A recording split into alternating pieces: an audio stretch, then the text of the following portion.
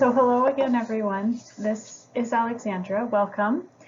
We are getting to the point where we're kind of really getting into the meat of things. Hopefully you guys are getting some successes and having some fun playing around with some different changes and things like that. As we are progressing, we thought this would be a good time this week to talk about barriers and ways to overcome barriers. These are things that will always be there, that we all will encounter throughout our lives. And it's very important to know how to deal with them and how to keep them from stopping us in our tracks. So the objectives for this week are to talk about or to state 3 to 4 primary barriers all people face, or most people face, when trying to make behavioral changes, state 1 to 4 personal barriers you've encountered, and discuss strategies to overcome these barriers. Overcoming barriers. Everyone encounters barriers in life, especially when they try to make changes. We're not going to get rid of them. We're not going to make them disappear. But what we can do is learn how to manage them and how to overcome them. Commonly encountered barriers are a lack of support at home or at work. Hopefully, most of the people that you're around are supportive and are very helpful in your behavioral change and think that you are doing a great thing and are happy to help you along the way. Unfortunately, there will be people who are not supportive. They may think what you're doing is silly or stupid or too much work, or sometimes will think that it reflects badly on them and will become defensive. And the response can be from just a apathy and kind of lack of support to an actual hostility to what you're doing. And so that can be a huge barrier. Financial hardship can be a problem. If you're trying to take on a new change, start exercising, so you need to buy some shoes or get a gym membership, that can be hard if you don't have the funds to do that. Limited time is a big one. All of us have many obligations and many responsibilities in the course of a day. And of course, there are only so many hours in a day, and we have to figure out how to fit in the things we want to do with the things that we have to do. Knowledge gaps can be a barrier if we want to make a change. Say we want to adopt some of the plant-based eating habits we've learned about, but learning to cook in a new way, learning to buy new foods can certainly be a challenge. And imposter syndrome is when we feel like we're pretending to be something we're not. Moving into a new role of, say, somebody who's becoming a jogger and has never jogged before, and it can feel uncomfortable, and it can feel like you're pretending to be somebody you're not, and that somebody is going to catch you and call you out and say, haha, you're not really that person. And that can feel very uncomfortable until you kind of move into the role and feel more comfortable in your new skin. This is some commonly encountered barriers at different times in the change process. So as far as the admission of a problem, so this is when it can be challenging to change, right? If you don't even admit that there is a problem. Reasons for this can be denial or trivialization, saying, oh, there's nothing wrong. Invulnerability, saying, nothing can happen to me, I'm fine, it's not going to hurt me. Faulty conceptualization, so thinking of ideas in unrealistic or difficult way, that your ideas of what needs to be changed is not what actually needs to be changed. Or debilitating emotions, excessive fear, excessive worry, excessive concerns about making the change can keep you from even trying. And then in the initial attempts to change, some of these areas are a lack of knowledge, as we talked about, lack of self-efficacy or confidence in your ability to make the change, which we'll talk about quite a bit more, and dysfunctional attitudes. Some of these, the all or nothing idea that we've talked about before, that you have to be perfect or are a total failure, rather than having some room for growth and some improvement. And then long-term change can be really tricky as well for these reasons that we will talk about later as well. So cognitive and motivational drift, lack of perceived improvement or slow improvement, lack of social support again, and then lapses in the behavior. Overall, change is scary, and this is something that needs to be acknowledged and recognized and appreciated. It's hard for everyone. We are creatures of habit. We get used to doing things in a certain way, sitting in the same seat everywhere when we go into a room, or always using the same toothbrush on the same side in the same cup and things like that. So even making little changes can be challenging. Arguments against change are several here. I've always done it this way. People will think I'm weird. I might fail or embarrass myself. I don't know what to expect. And then the huge one, I don't know how. So as looking at the admission of a problem or a need to change, there are several different models which predict a person's inclination to make a change and whether or not they will do the change or whether they will stay stuck in what they've been doing for a long time. One of these is the health belief model, which is illustrated here. There are some background characteristics that influence change. Some of these would be the demographic variables, so how old you are, what gender you are, where you live, and also your personality, your friends, what you have surrounding you. And some of those are changeable, many of those are not. And so that's sort of where everybody comes into the situation. And then there's these different factors that influence whether or not you will feel it necessary to make a change. Perceived susceptibility and perceived severity are two of these. And one scenario that makes a lot of sense with these right now is our COVID pandemic, right? And so some people are making the decision to take a lot of precautions and really isolate themselves from other people and wear their masks all the time and wash their hands all the time and not socialize very much at all, whereas others are really carrying on with a pretty normal life, not always wearing their mask, not limiting their social interactions, and so on and so forth. And so a lot of this could be explained in their ideas of susceptibility and severity. So susceptibility is how likely the person thinks they are to get the disease. So if someone thinks they're very likely to get COVID, then they are going to be more likely to take precautions to prevent it. And then whereas if somebody thinks they're not likely, then they're not going to worry about it. And then perceived severity as well. If somebody thinks that they are in one of the higher risk categories that may get very ill or die from COVID, then they are also going to take more precautions. Where if somebody thinks that they're in a lower risk category, they'll say, oh, I may get a little bit sick, it's not a big deal. They're not going to take those precautions. And then the perceived benefits and barriers down at the bottom also are important in making a change. The benefits would be what you get out of a change, what it brings to you. And so in a lifestyle medicine scenario, again, if we talk about the diet, let's say improving your diet. So benefits you feel might be losing weight and feeling more energy and being healthier and living longer. And barriers might be not knowing how, and that you don't like all of the foods and your family doesn't want to, and you are confused by what to eat. And so in order to make a change, the benefits need to outweigh the barriers. And so a lot of exercises that can be done when you're contemplating a change involve writing down the pros and the cons of the change, right? And this is a way for you to sort of balance in your own mind or work out in your own mind whether these benefits are enough to outweigh the barriers or not. And then in the middle there, you see health motivation. And this is huge. This is your personal belief and your personal desire in making the change. And if you have high motivation, you think there are a lot of benefits, you feel the severity and susceptibility are enough that you should take action, then you are on your way to doing so, and you will very likely be successful.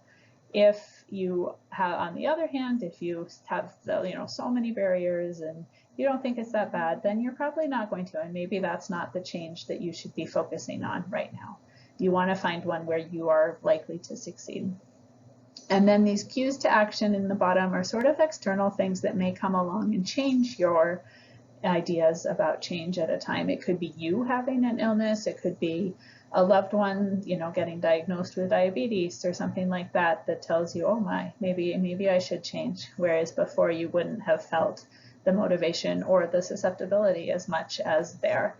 And so the key questions on the left kind of go into this model and think about, what are the benefits? What are the barriers? How easy will it be? Do I have support? Do I have the ability to do this? And so looking through these can tell us a lot about where we are in the change process. Then look at an initial attempts to change and overcoming some of the barriers. One would be setting realistic goals. Don't try to do everything all at once. That way you're just setting yourself up for failure, but set specific steps on your way toward reaching your ultimate goal. If your ultimate goal is to run a marathon, that's awesome, but you're not going to do that overnight if you've never run before. And so it's really important to start out small and set steps, every single step along the way, so that you have it laid out in concrete, and write down the specific benefits that will be gained at these steps and remind yourself of those. Look at them regularly and notice what they are and think about if you are achieving them and what some others might be. And then number 4 in this initial attempt is just start, just dive in. We've all probably heard the saying about a journey of 1,000 miles begins with a single step, which is true, right? If we're never take that first step, we're never going to get anywhere. But if we do just start, then we'll take the second and the third and the fourth, and before we know it, we're off and running. But sometimes the hardest step and the most important step is that very first one. Then we talk about self-efficacy and its importance in behavior change, and this is huge. So self-efficacy is a person's belief that they can be successful when carrying out a particular task. So it's your confidence, your belief that you can do it, and it's the most important factor in determining whether a person will succeed. So if you have strong self-efficacy, no matter what barriers you come up against, or no matter what challenges, whatever you're set out to do, if you strongly believe that you can do it, you will most likely be able to do it. And the good news is that self-efficacy can be built through these different experiences. Through performance experiences, things you've done in the past that you performed effectively, then that will help boost your self-efficacy. You can say, oh, I did it before and it was fine, so I know I can do it again. Vicarious experience is watching others do the same thing. So if you're watching others, suddenly start eating a whole bunch of fruits and vegetables, and you're like, oh, that doesn't look so bad, I can do that too. Then it helps you feel more confident yourself as well.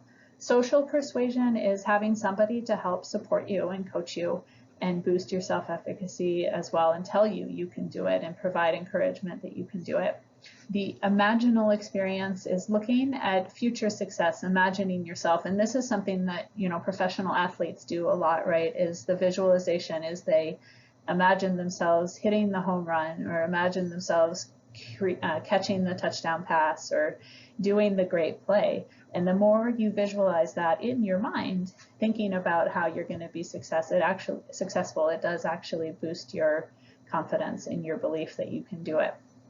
And then physical and emotional states, if you're feeling healthy and strong and happy and ready to proceed, and you get benefits and you get good physical feedback from those things, then that will boost your self-efficacy as well.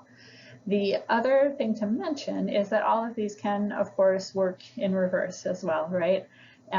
You can have bad experiences, bad, feelings, and that will dampen your self-efficacy. So that's something to keep in mind, and just try to focus on the positive to build it rather than dwelling on the negative to tamp it down. So some more specific ideas about how does one build self-efficacy. Set achievable but somewhat challenging goals. You want to do things that you have to stretch a little bit to do, but that you can do, that are going to be hard but not impossible. Learn from mistakes and setbacks. Don't let your failings set you back and make you think that you can never do it again.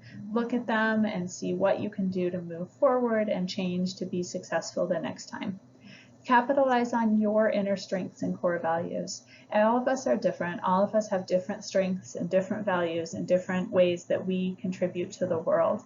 And trying to find yours and the ways that you can use those to be successful will be so much more beneficial and long-lasting than trying to become somebody you're not, or not understanding who you are. Celebrate your successes. Every step along the way is something to be proud of and something to celebrate. Even if it seems like a tiny thing, if it's something you weren't doing last week and you are doing successfully now, celebrate that. Whether it's in a small way or a big way or whatever, just acknowledging that you've done it. Please give yourself the recognition you deserve. And sharing your journey with others can be helpful as well. letting them, if they've supported you, thank them. If they are there to celebrate with you, then that is all the better. Long-term change comes with its own set of challenges. It takes a long time for a new behavior to become a habit, about 6 months for it to become cemented into your daily routine. So it changes from being something you have to force yourself to do to something you just do. That's just the way it is.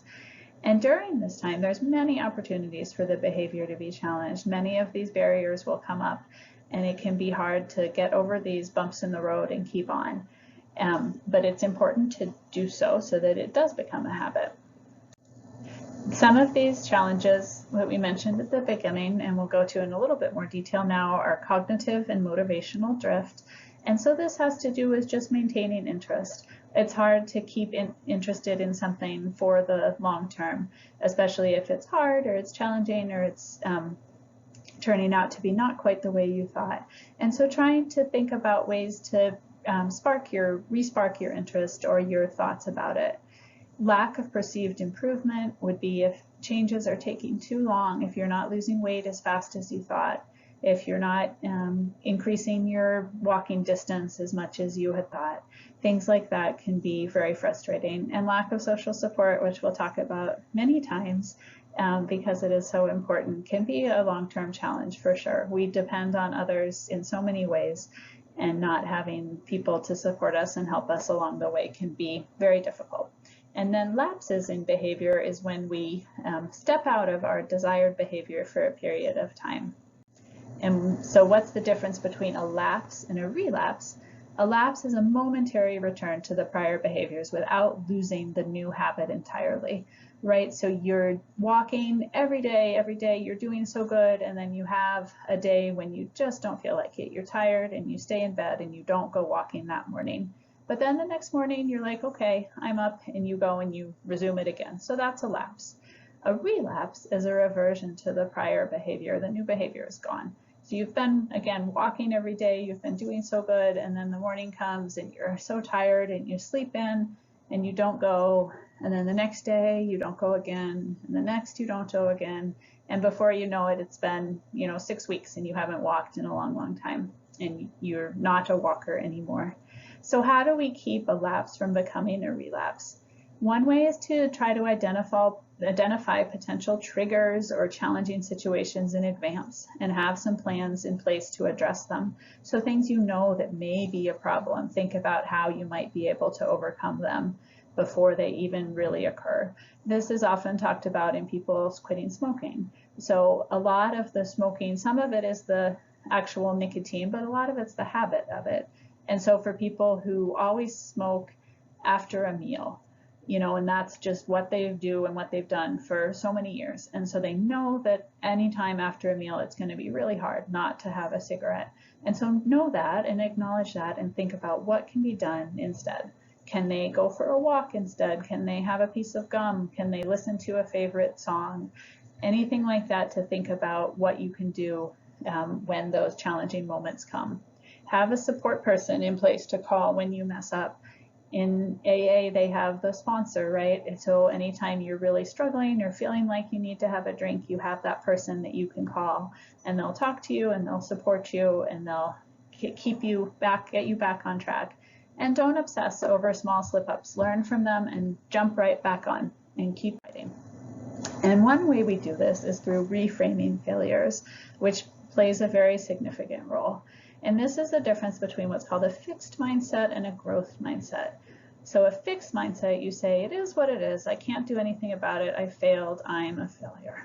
Whereas a growth mindset says, this didn't turn out as I planned. What can I learn from it to have better success the next time? And so the one you see is very much saying, I can't do it. This is me. And the other one is looking at ways to improve it. So some examples to look at this. I ate dessert again. I'll never be able to eat healthy. Versus I'm going to eat mindfully and enjoy my food. I haven't walked for 3 days. I'll never stick to my plan. I am going to do home exercises instead, or I'm going to start walking again tomorrow. I yelled at my kids after work. Why can't I manage my stress? I'm going to meditate for 5 minutes before walking in the door after work, taking that moment for yourself to center yourself and get yourself ready to face the stresses of home. I only slept for 5 hours last night. Why is this so hard? Versus, I am going to follow my sleep hygiene plan. If it doesn't go perfectly, that's okay. It's progress. So it may take time. It may take some changes and adaptations, and that's totally fine. But being forgiving of yourself and ready to make those changes is good. The worksheet you have in the packet will help you to go through some of these things with some particular changes and with some thoughts, some non-productive thoughts that you have. So write down the thought about feeling like you're a failure or feeling like you haven't done well, and then inquire about that thought. Why do I feel that way? Am I really a failure? Is this truly a reflection of who I am? And then answer that inquiry. No, it's not. I'm not a bad person. I'm not a failure. I didn't do it today because such and such reason. And then create a new thought or a new action. How will this be different? How can I not have this happen again in the future? And what can I learn from this? So long-term change, overcoming barriers. Number one, be patient. It takes time and it is hard, as we've talked about. Don't give up if nothing falls into place in the first week. Stick with it and things will eventually come around, but it takes a lot of time and a lot of patience and a lot of perseverance. During this time, remember why you wanted to make the change in the first place. Sometimes it can be helpful to have that written down and have it on a bathroom mirror or somewhere that you look every day. And that will help to spark that motivation and keep it going for you when you're having difficult times. Seek support from others, you've heard many, many times, and be forgiving of yourself. Don't expect yourself to be perfect and do everything perfectly the first time. None of us are perfect. And as much as we want to be, we simply never will be. So recognize that and allow yourself to be the imperfect human you are and work towards becoming better. The secret of change is to focus all of your energy not on fighting the old, but on building the new. So don't think about all you've done and you can't do, but think about really how you can pour yourself into becoming the person you want to be. So in conclusion, some ideas to think about and that we'll talk about: why the barriers are so challenging, what barriers have you encountered since the program started, what have you done to overcome them, what are some successes you've had, and what are some failures you've had. And tell us what you discovered when you did your PDCA cycle and how that's changed your approach. So we're going to self-monitor ourselves and talk about how we're doing a few weeks in and what we can do these next few weeks and the rest of our lives.